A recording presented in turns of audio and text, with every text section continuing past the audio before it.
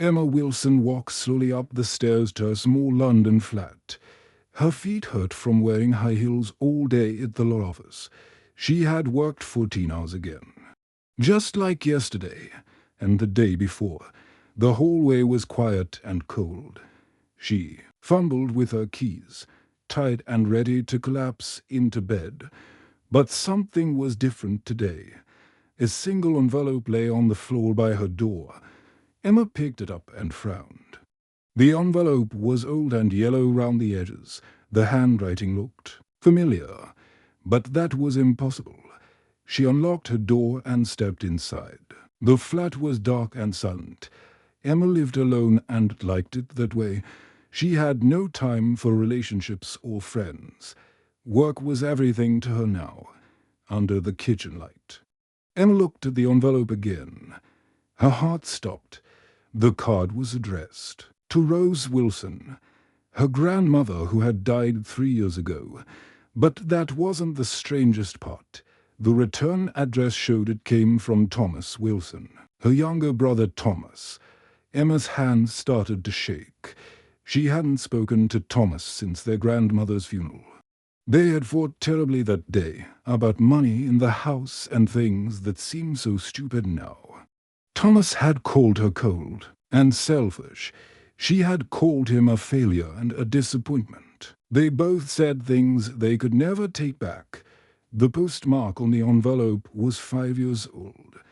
This card was meant for their grandmother's 80th birthday party. Emma remembered that day clearly. Thomas had promised to come, but he never showed up. Grandma Rose had waited by the window for hours, watching for his car. She had died 6 months later, still waiting for Thomas to visit. With trembling fingers, Emma opened the envelope. Inside was a simple birthday card with flowers on the front. But it was the message inside that made Emma start to cry. Thomas had written in his messy handwriting, "Dear Grandma Rose, I promise I'll visit you soon. You always believed in me, even when I couldn't believe in myself. Thank you for teaching me that family is everything. All my love, Tommy." Emma sank into her kitchen chair and sobbed. The card felt so heavy in her hands, like it carried all the sadness of the last 3 years. She remembered the promise she and Thomas had made to their grandmother just before she died. They had held her hands and sworn they would always look after each other, no matter what happened. They had failed so completely outside her window. London was alive with lights and people and cars. Millions of people lived in this city. But Emma felt completely alone. She had chosen work over family. She had chosen success over love. She had let pride and anger steal her brother away from her daughter. Emma looked at Thomas's words again. He had planned to visit their grandmother. He had wanted to keep his promise. But somehow this card had gotten lost in the mail for 5 whole years. If it had arrived on time, maybe things would have been different. Maybe Thomas would have come to the birthday party. Maybe he and Emma wouldn't have grown so far apart. She wondered where Thomas was now. The last time she had heard anything about him was 2 years ago. A neighbor had mentioned seeing him at a homeless shelter in East London. Emma had been too proud and too angry to check on him. She had told herself that Thomas was an adult and could take care of himself. But looking at his loving words to their grandmother, Emma realized how wrong she had been. Thomas wasn't a bad person. He was just lost and hurting.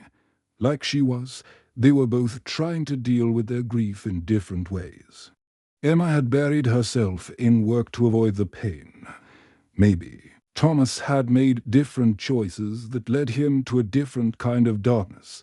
The birthday card sat on her kitchen table like an accusation. It reminded Emma of all the phone calls she hadn't made and all the times she could have reached out to her brother. It reminded her of their grandmother's face as she waited for Thomas to come home. It reminded her of a promise she had broken. Emma wiped her eyes and looked at the card one more time. Maybe it wasn't too late. Maybe this card arriving now, 3 years after their grandmother's death, was meant to happen. Maybe it was a sign that she should try to find Thomas and make things right. She thought about her grandmother's favorite saying, "Love doesn't have perfect timing, dear. Sometimes it arrives exactly when you need it most." Maybe that was what was happening now. Maybe this late birthday card was bringing her exactly what she needed, a reason to find her brother and rebuild their family. Emma placed the card carefully on her kitchen table where she could see it every morning. Tomorrow, she would do something she should have done years ago. She would take time off work and search for Thomas. She would swallow her pride and admit she had been wrong. She would try to keep the promise she had made to their dying grandmother. The decision felt scary but right. Emma went to bed that night with hope in her heart for the first time in 3 years. Emma sat at her desk the next morning, staring at her computer screen, the words on the legal documents blurred together.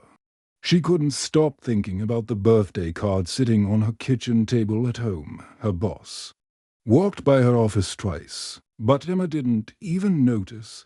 Her mind was somewhere else entirely. At lunchtime, instead of eating at a usual expensive restaurant, Emma walked to the nearest post office. She waited in line for 20 minutes, clutching a piece of paper with the details from Thomas's envelope.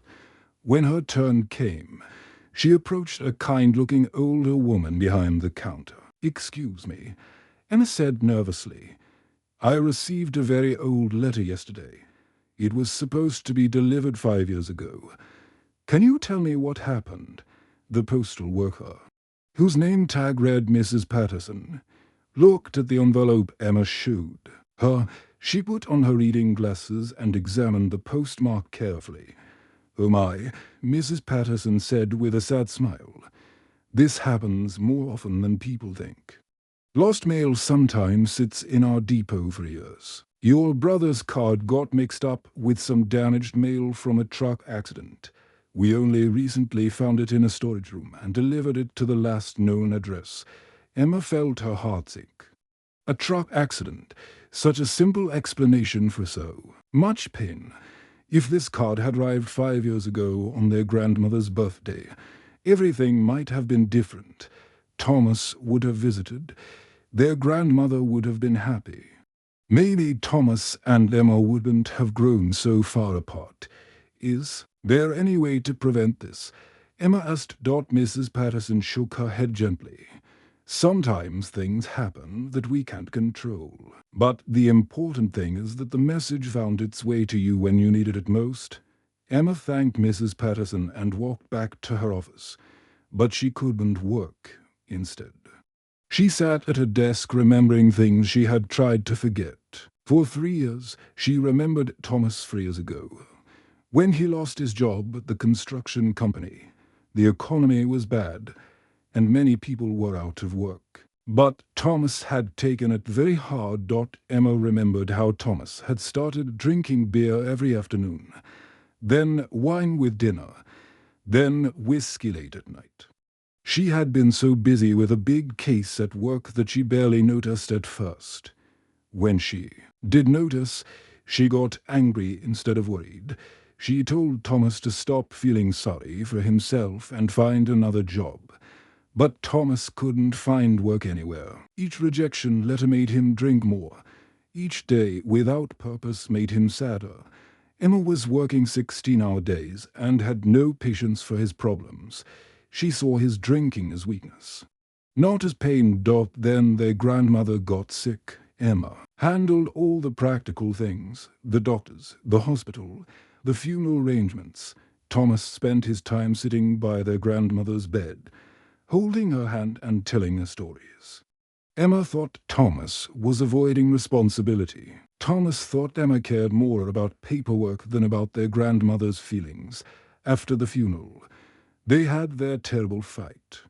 Thomas accused Emma of being cold and caring only about money when she talked about selling their grandmother's house and dividing the inheritance.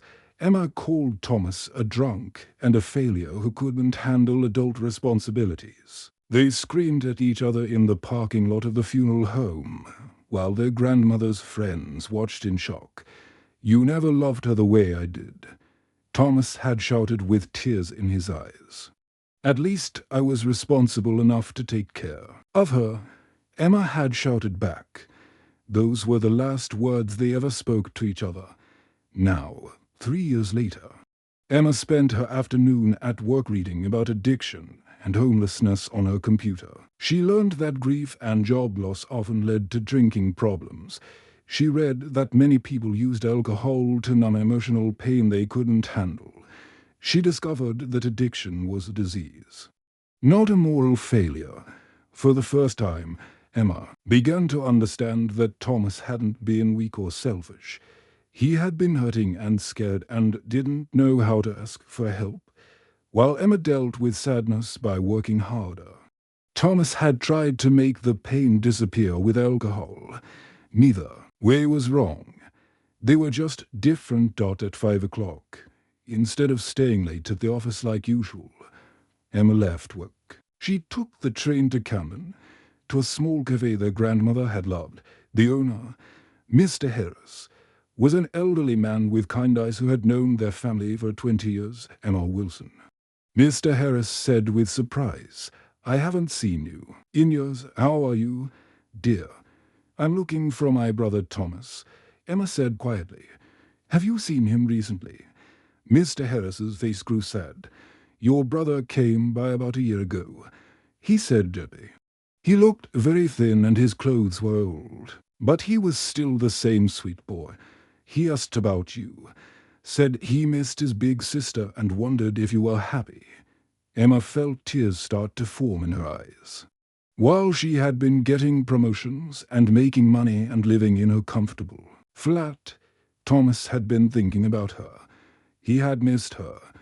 He still cared about her happiness even after their terrible fight. "Did he say where he was staying?" Emma asked hopefully. Mr. Harris shook his head. "He didn't want to talk about that, but he helped me move some heavy boxes before he left. Always was a good boy, your Thomas." Emma thanked Mr. Harris and walked home slowly. She realized that while she had been climbing higher and higher in her career, her brother had been falling further and further away from everything he knew, and she hadn't even tried to catch him. Emma called her boss on Monday morning and asked for a week off work. She had never taken time off for personal reasons before, but she didn't care about work anymore. Finding Thomas was the only thing that mattered now. She started her search in central London, visiting the big homeless shelters first.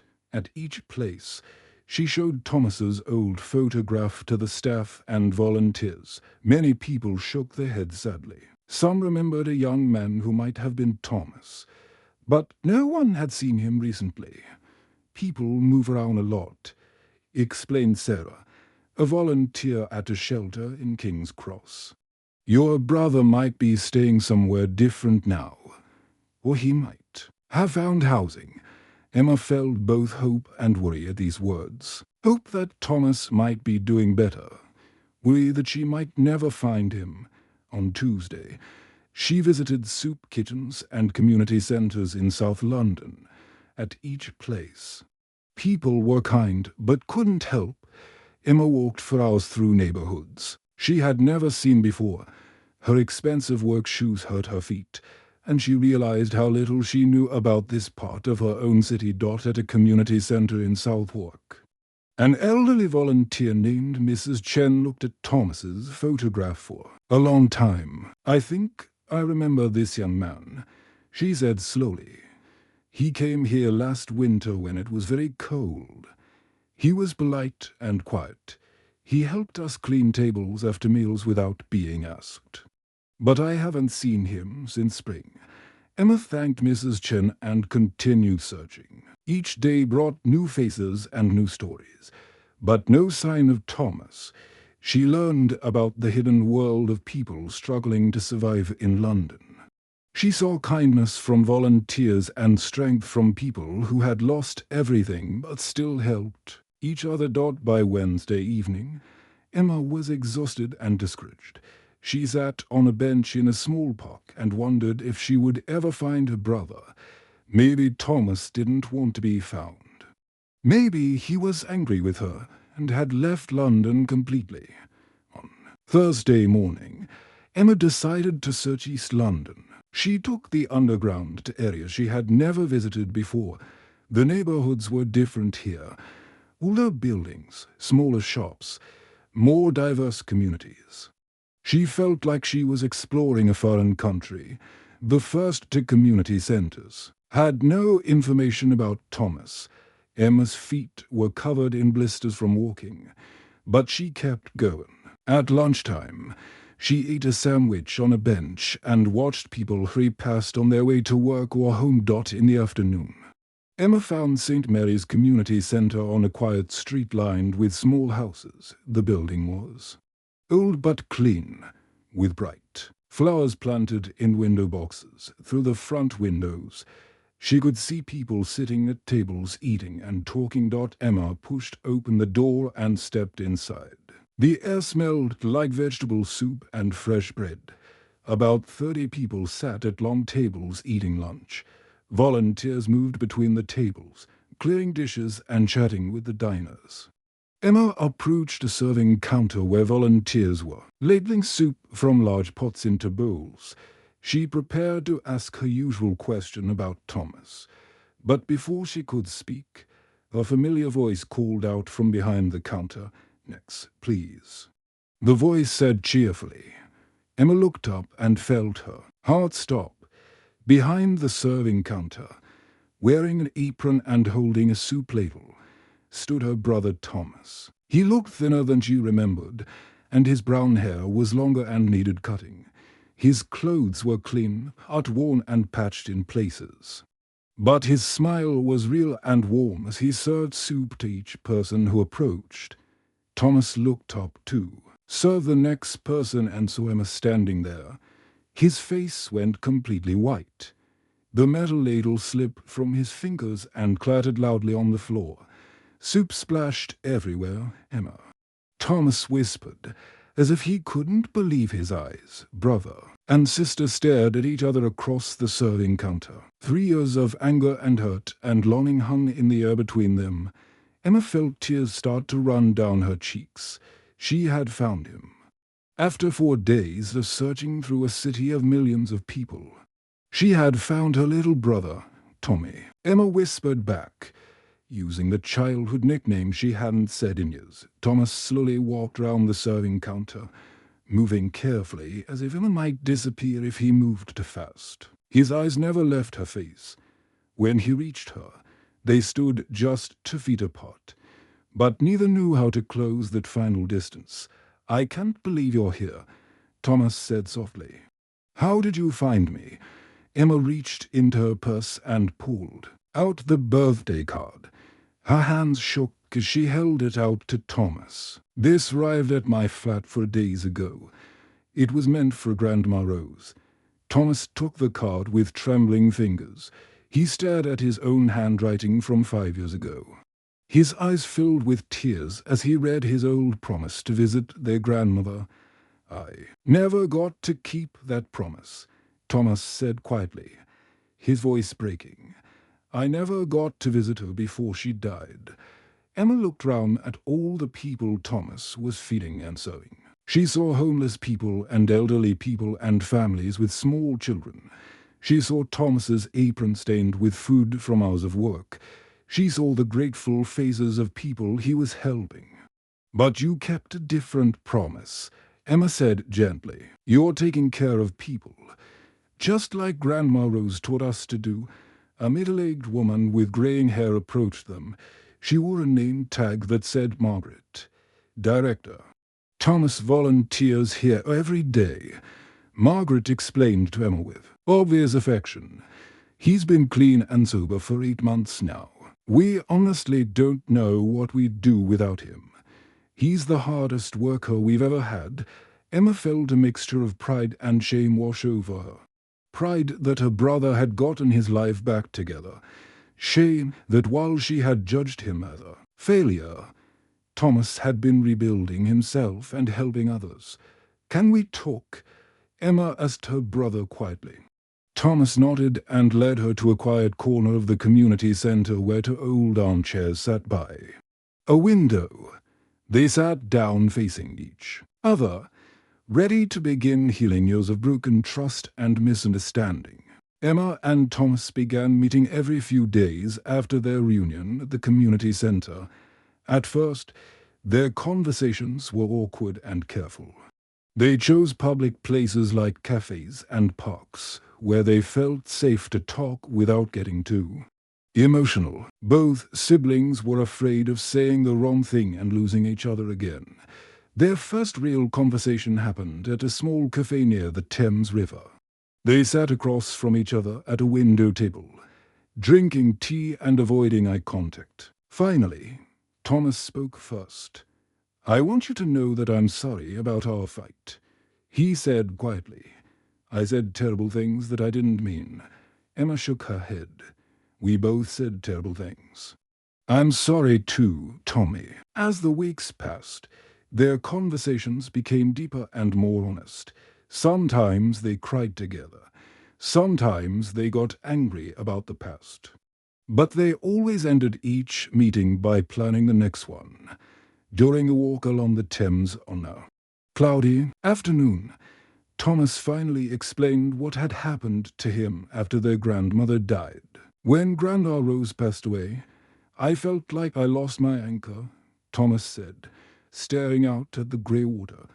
"She was the one person who always believed I could do anything. Without her encouragement, work became impossible. I couldn't concentrate. I made mistakes, eventually. I lost my job." Emma listened without interrupting. She was learning that Thomas needed to tell his story at his own pace. "I started drinking to numb the pain," Thomas continued. "Just a beer or two at first. But the pain never went away. So I drank more. Everything spiraled down from there. I lost my apartment. I lost my friends. I lost myself." Emma felt her heart breaking as she listened. She had been so focused on her own grief that she hadn't seen how much Thomas was suffering. "I threw myself into work because I was afraid of feeling the loss," Emma admitted. "When I saw you struggling, it scared me. I didn't know how to help, so I pushed you away instead. I thought if I ignored your problems, they would go away." Thomas stopped walking and turned to look at his sister. "I never blamed you for being successful, Emma. I was just jealous that you seemed to handle everything so well while I was falling apart. I felt like such a failure compared to you." Emma realized that while she thought Thomas resented her success, he had actually admired her strength. They had both been wrong about so many things. The hardest conversation came when they visited their grandmother's grave together on a sunny Saturday morning.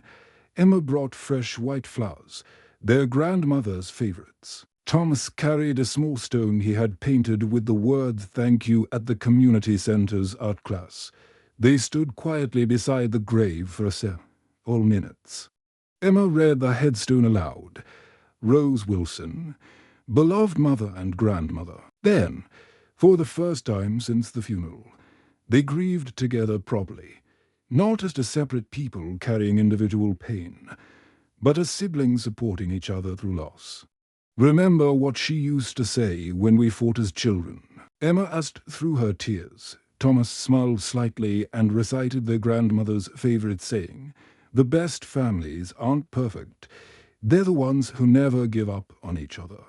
They both cried then, holding hands beside their grandmother's grave. Emma realized they were finally keeping the promise they had made to their dying grandmother, to look after each other no matter what daughters their relationship healed. Emma and Thomas began helping each other in practical ways. Emma used her legal knowledge to help Thomas apply for permanent housing through a government program for people in recovery. The process was complicated. But Emma knew how to fill out forms and talk to social workers.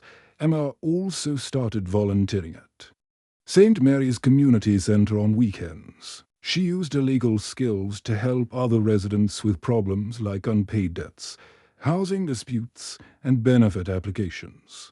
Thomas was amazed to see this compassionate side of his sister that her corporate job had hidden. For so long, I never knew you cared so much about helping people, Thomas said one Saturday as they cleaned up after the lunch service. I had forgotten I cared, Emma replied honestly. I got so caught up in making money that I forgot why I became a lawyer in the first place. Thomas, meanwhile, applied for a training program to become a certified addiction counselor. The program was competitive, but his personal experience with recovery and his volunteer work at the community center made him a strong candidate. I want to help people the way this place helped me, Thomas told Emma when he was accepted into the program. I want to show them that it's possible to start over, even when everything seems hopeless. As summer turned to autumn and then to winter, the Wilson siblings slowly rebuilt their relationship. They learned to trust each other again. They learned to share their problems instead of hiding them. They learned to lean on each other during difficult times. Most importantly, they learned to honor their grandmother's memory through love instead of guilt every week. They visited her grave together and told her about their progress. Emma felt sure that somehow, somewhere, their grandmother was smiling. The birthday card that had arrived 3 years too late had given them the greatest gift of all, a second chance to be a family. 1 year had passed since the old birthday card arrived at Emma's flat. Now she and Thomas stood together in the main room of St. Mary's Community Centre, surrounded by dozens of people who had become like family to them. Today was a very special day. They were announcing something they had worked on together for months. Emma looked round the room at all the familiar faces. There was Margaret, the centre director who had first told her about Thomas's volunteer work. There was Mrs. Chen, from the South Walk Centre, who had remembered seeing Thomas last winter. There were people Thomas had served soup to, people Emma had helped with legal problems, and volunteers who had become close friends. Emma wore a simple blue dress instead of her usual expensive business suit. Thomas wore his best shirt and tie, looking healthy and confident. Both siblings felt nervous, but excited about what they were about to share. Thank you all for coming today, Emma said, her voice carrying clearly across the room. Thomas and I have something important to announce. We are starting the Rose Wilson Foundation, created in memory of our beloved grandmother. The crowd clapped warmly. Many people in the room had heard Emma and Thomas talk about their grandmother over the past year. Emma continued. This foundation will help families affected by addiction and loss. We want to make sure that no one has to face these struggles alone, the way we did. Emma had made major changes in her life over the past year. She now worked only 3 days a week at her law firm, the other 4 days. She provided free legal services to people who couldn't afford lawyers. Her bank account was smaller, but her heart felt full for the first time in years. Her London flat looked completely different too. Gone were the cold corporate awards and empty rooms. Now the walls were covered with pictures of family and friends. Thomas had helped her paint the kitchen a warm yellow color that reminded them both of their grandmother's house. Thomas stepped forward to address the crowd. He looked so different from the thin, sad man Emma had found behind the soup counter a year ago. He had gained healthy weight. His eyes were bright and clear, and he carried himself with quiet confidence. I completed my addiction counseling certification last month, Thomas announced proudly. Starting next week, I'll be working full-time here at St. Mary's as a certified counselor. I'll be helping people who are struggling with the same problems I faced. The crowd applauded. Loudly, many people in the room had watched Thomas transform from someone who needed help to someone who could provide help to others. Thomas had his own small flat now, just a few blocks from the community center. It wasn't fancy, but it was clean and safe and his own. He had been clean and sober for over a year. Most importantly, he had found his purpose in life, helping others navigate the same difficult journey he had survived. Our grandmother always said that love doesn't have perfect timing. Emma told the crowd, her voice warm with emotion. Sometimes love arrives exactly when we need it most. Even if that's much later than we expected. She looked at Thomas and smiled. A birthday card that was 3 years late taught us the most important lesson of our lives. Thomas nodded and stepped closer to his sister. This foundation exists because that birthday card taught us that it's never too late to keep a promise. It's never too late to choose family over pride. It's never too late to start again. No matter how hopeless things seem. The crowd was quiet now, listening carefully to every word. Many people in the room had their own stories of starting over, of finding hope when everything seemed lost. The Rose Wilson Foundation will provide free counseling, legal help, and family support services, Emma explained. We want to help families stay together during their hardest times, instead of falling apart the way Thomas and I did. After the ceremony ended, Emma and Thomas walked together through the familiar streets to their grandmother's favorite cafe in Camden, Mr. Harris. Now in his 70s, but still running the small cafe, greeted them with a huge smile. Look at you two, Mr. Harris said warmly, serving them tea and their grandmother's favorite biscuits. Rose would be so incredibly proud of both of you. You've become exactly the kind of people she always knew you could be, Emma and Thomas sat at the same table where their grandmother used to drink her afternoon tea. They talked about their plans for the foundation and about how much their lives had changed. Both siblings felt their grandmother's presence in the cozy cafe, as if she was smiling down on them that evening. Emma carefully placed the old birthday card in a beautiful frame and hung it on the wall of her living room. Every morning when she woke up, she would see it and remember the most important lesson of her life. The most important messages sometimes take the longest to reach us, but they're always worth waiting for. As Thomas prepared to leave Emma's flat that night, he hugged his sister tightly. Thank you for not giving up on us, he whispered into her shoulder. Thank you for finding me when I was lost. Emma hugged him back, feeling the warmth of family love that she had almost lost forever. Family means we never give up on each other. Tommy, Grandma Rose made sure we remembered that, even when it took a very long time. The birthday card had arrived 3 years too late. But it had delivered the most precious gift of all, the chance to love and be loved again. Sometimes the best gifts in life come wrapped in second chances. The end.